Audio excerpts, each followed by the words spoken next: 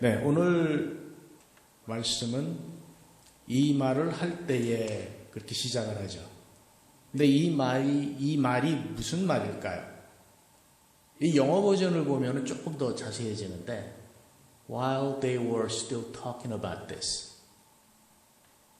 무슨 얘기인지는 모르지만 그 얘기를 하고 있는, 아직도 그 얘기를 하고 있을 때에, 근데 아직도 이 사건, 이것에 대해서 그게 뭔지 모르겠어요.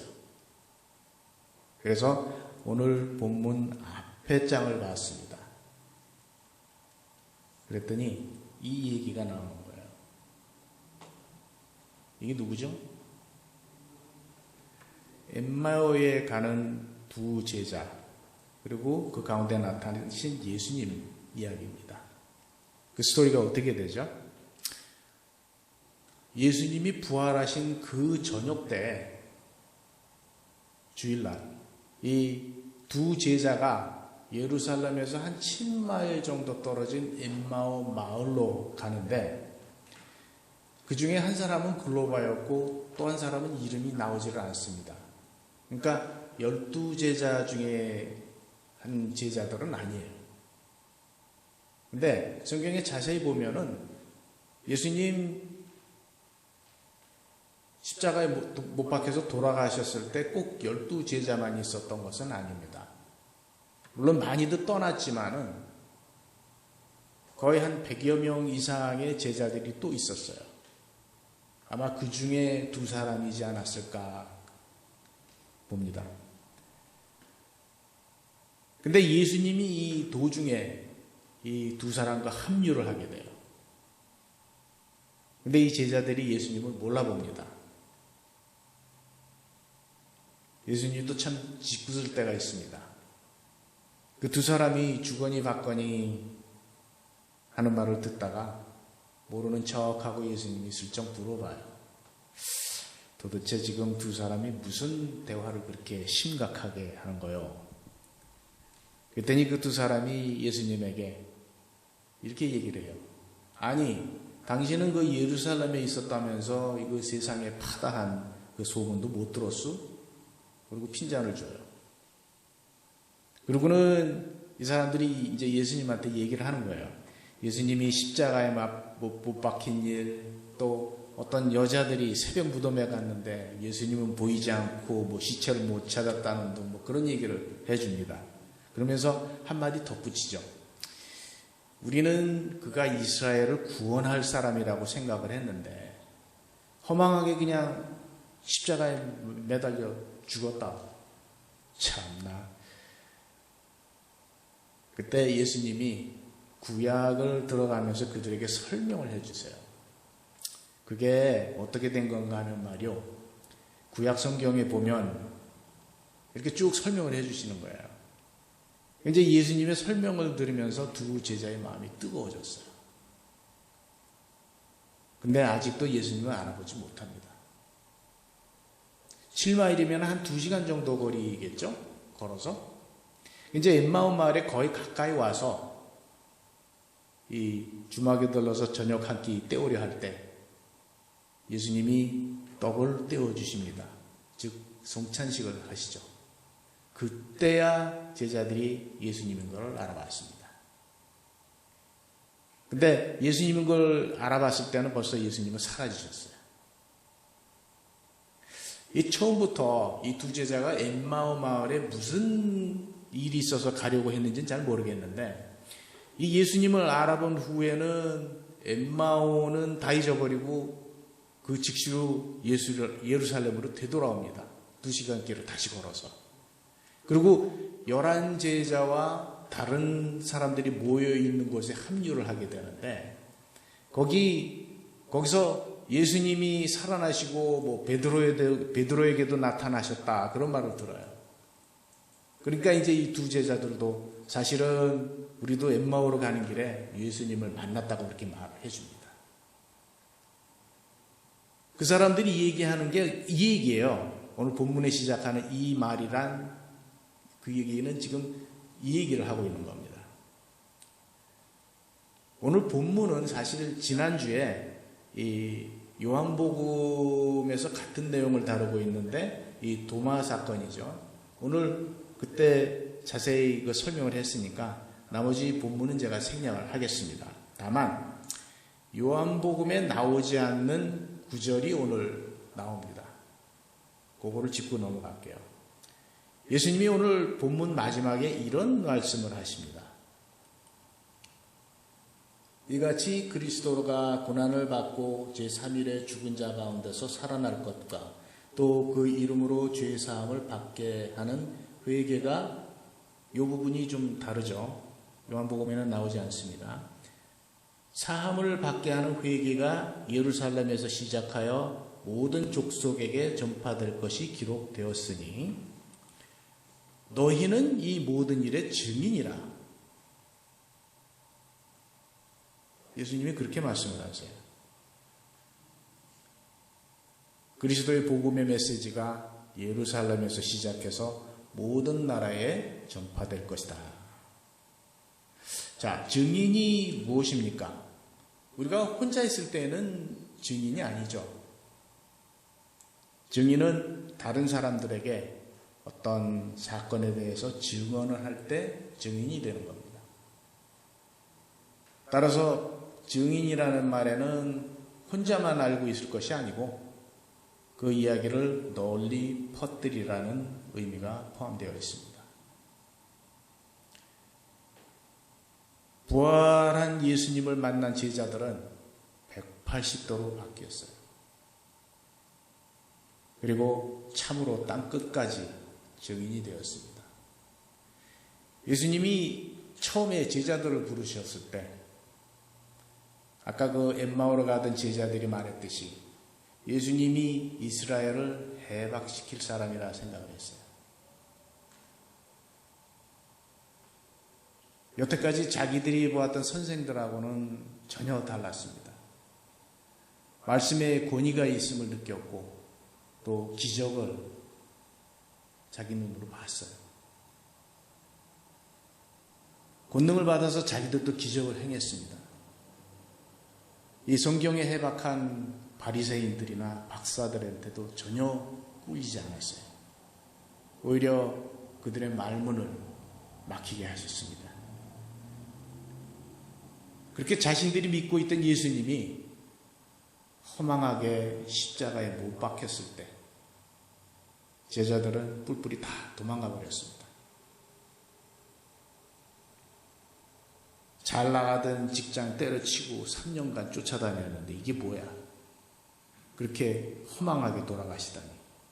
그것도 십자가에, 치욕의 십자가에서.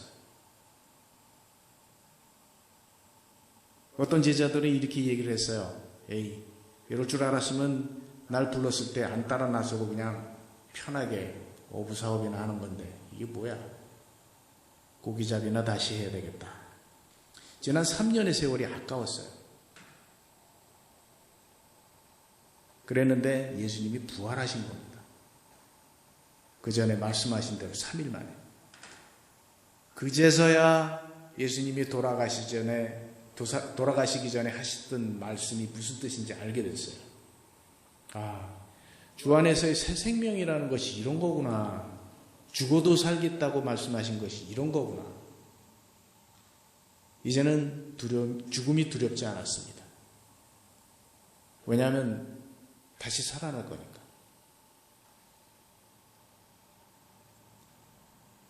오늘 성경 말씀이 요한복음 말고도 사도행전 3장 12절부터 19절이 있는데 그거를 제가 읽어드리겠습니다. 한번 들어보세요. 베드로가 이것을 보고 백성에게 말하되 이스라엘 사람들아 이 일을 왜 놀랍게 여기느냐? 우리 개인의 권능과 경건으로 이 사람을 걷게 한 것처럼 왜 우리를 주목하느냐? 아브라함과 이삭과 야곱의 하나님 곧 우리 조상의 하나님이 그의 종 예수를 영화롭게 하셨느니라. 너희가 그를 넘겨주고 빌라도가 놓아주기로 결의한 것을 너희가 그 앞에서 거부하였으니 너희가 거룩하고 의로운 일을 거부하고 도리어 살인한 사람을 놓아주기를 구하여 생명의 주를 죽였도다. 그러나 하나님이 죽은 자 가운데서 그를 살리셨으니 우리가 이 일의 증인이라. 그 이름을 믿음으로 그 이름이 너희가 보고 아는 이 사람을 성하게 하였나니 예수로 말미암아 난 믿음이 너희 모든 사람 앞에서 이같이 완전히 낫게 하였느니라.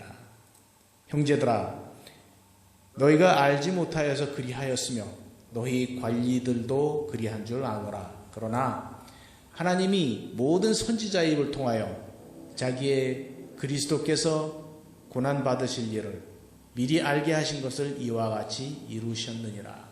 그러므로 너희가 회개하고 돌이켜 너희 죄 없이 함을 받으라.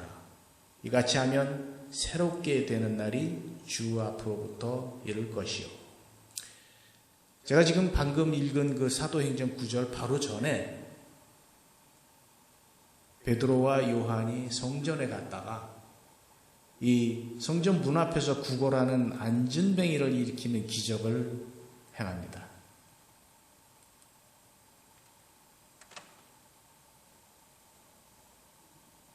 우리가 많이 알고 있는 말이죠. 은과 금은 내게 없거니와 내게 있는 것을 네게 주노니 나사렛 예수 그리스도의 이름으로 일어나 걸으라. 우리 찬양곡에도 그런 거 있죠. 이 말과 함께 이 나을 때부터 안전뱅이였던 그 사람을 일으키니까요. 그 사람이 신기하게 일어나서 뛰기도 하고 서서 걷기도 하고. 이 주위에 있던 사람들이 놀란 거예요. 아니 자기네들이 분명히 저 사람은 이 태어날 때부터 안전뱅이였는데 이 베드로하고 요한이 그 사람을 일으킨 거예요. 기적이잖아요. 놀랍잖아요. 그러니까 사람들이 이 베드로하고 요한, 사도 요한 주위에 몰리기 시작을 합니다. 이 모여든 사람에게 베드로가 일장 연설을 하는 겁니다. 아까 제가 읽어드린 그 말이 베드로가 이 사람들한테 연설을 하는 거예요. 얼마나 담대하게 복음을 전합니까? 이 자기 살자고 예수님을 3번씩이나 부인하고 걸음아 날 살려라 하고 도망갔던 베드로가 이게 맞습니까? 더 이상은 제사장들이나 바리새인, 사두개인들이 무섭지가 않아요. 예수님의 메시아 되심을 담대하게 전파했습니다. 성경에는 없지만 정설에 의하면 베드로는 순교할 때 예수님처럼 똑바로 십자가에 못 박힐 자격이 없으니 자기는 거꾸로 매달라고 그렇게 하고 순교를 했다고 합니다. 요한은 어떻습니까? 오늘 성경 말씀에 요한 1서 3장 1절부터 7절 말씀이 있는데요. 제가 읽어드리겠습니다. 보라, 아버지께서 어떠한 사랑을 우리에게 베푸사 하나님의 자녀라 일컬음을 받게 하셨는가. 우리가 그러하도다. 그러므로 세상이 우리를 알지 못함은 그를 알지 못함이라. 사랑하는 자들아, 우리가 지금은 하나님의 자녀라.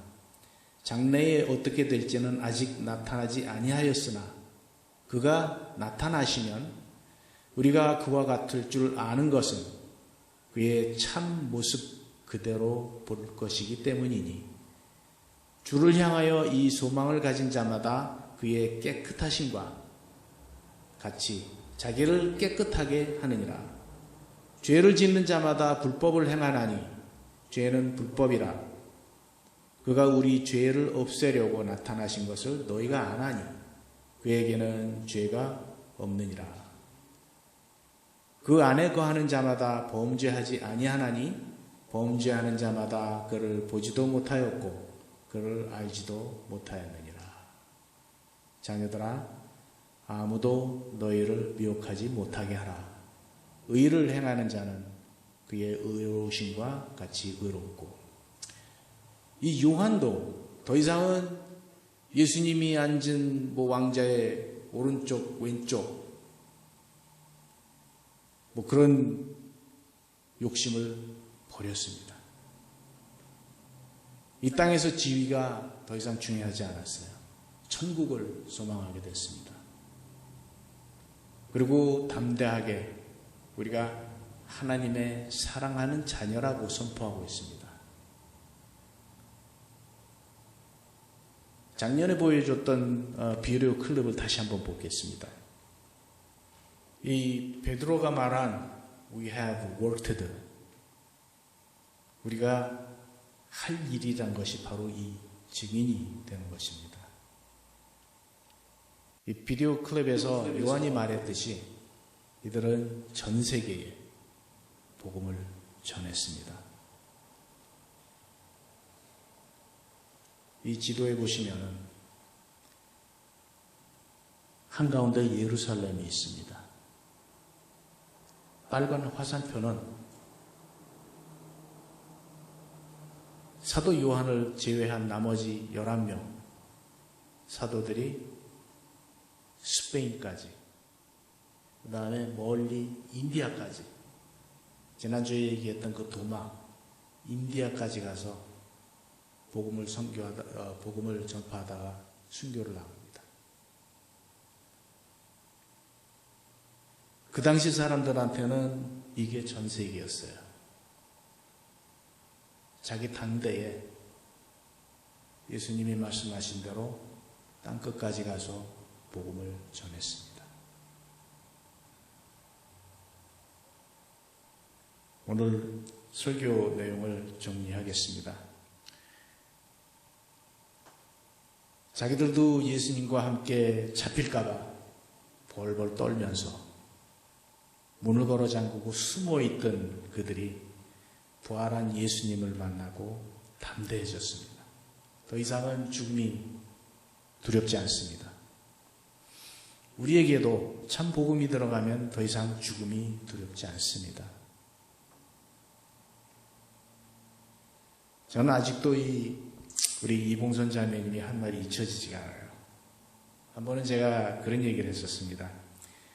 하나님을 직접 보고 살아남은 자가 없는데 하나님을 보여주면 믿겠다고 하는 사람들의 무지를 이야기를 하면서 제가 이렇게 얘기를 했어요. 저는 하나님 보는 것이 두렵습니다. 왜냐하면 죽을지도 모르니까요.